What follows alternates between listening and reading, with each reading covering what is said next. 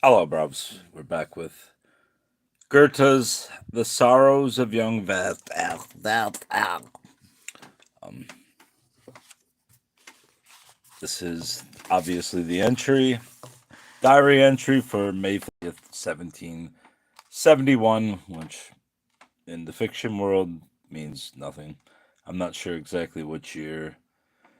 Goethe, I know it's not Goethe with the hard R. Goethe.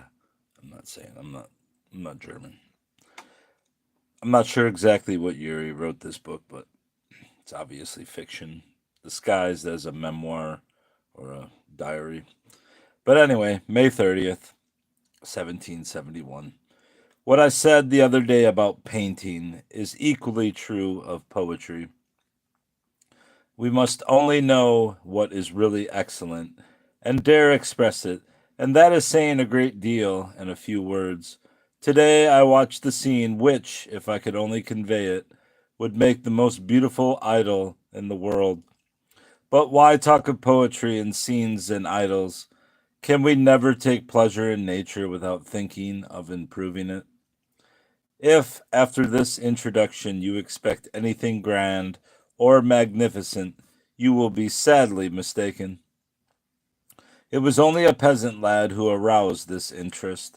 As usual, I shall tell my story badly, and you, as usual, will think me eccentric. It is, again, Walheim, always Walheim, that produces these wonderful things. There was a coffee party going on outside the house under the linden trees. The people did not expect, the people did not exactly please me, and under one pretext or another, I lingered behind. A peasant lad came from an adjoining house and busied himself with the same plough which I had sketched the other day. I liked his manner, spoke to him, and inquired about his circumstances. We became acquainted, and as is my way with people of that sort, I was soon on fairly familiar terms with him. He told me that he was in the service of a widow and was fairly well off. He spoke so much of the woman and praised her so, what's up,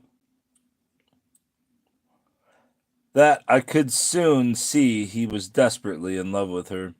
She is no longer young, he said, and was treated badly by her former husband. Now she does not want to marry again. From his account, it was so evident what beauty and charms she possessed for him, and how ardently he wished she would choose him to extinguish the memory of her first husband's faults, that I should have to repeat what he said word for word in order to describe the genuineness of the poor fellow's attachment, love, and devotion. It would require the gifts of a very great poet to convey the expression of his features, the harmony of his voice, and the fire of his eyes.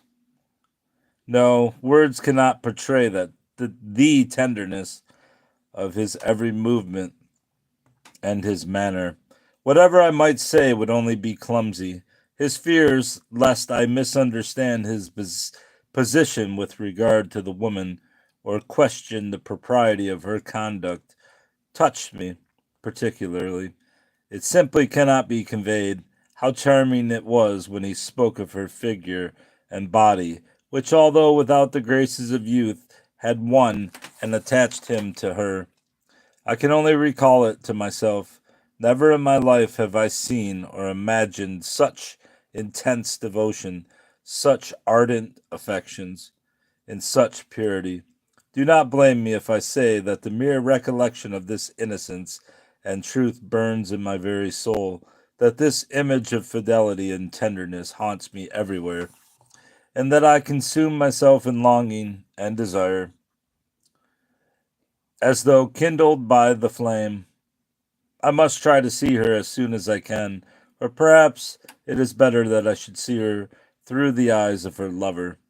When I actually see her, she might not appear, as she now stands before me, and why should I spoil so sweet a picture? What's up, bruv?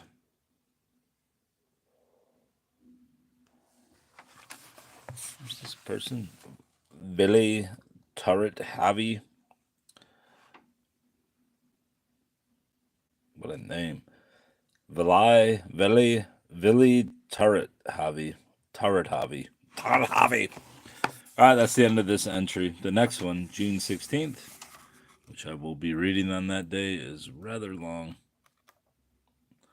5 or 6 pages. That's all, Brubs, unless you have something to say about all 2 people watching this. Have anything to say about Goethe or the sorrows of young Werther? There's Lottie. I still don't know who the hell Lottie is. But there's Werther. So if you got anything to say about Werther, say it now. Werther.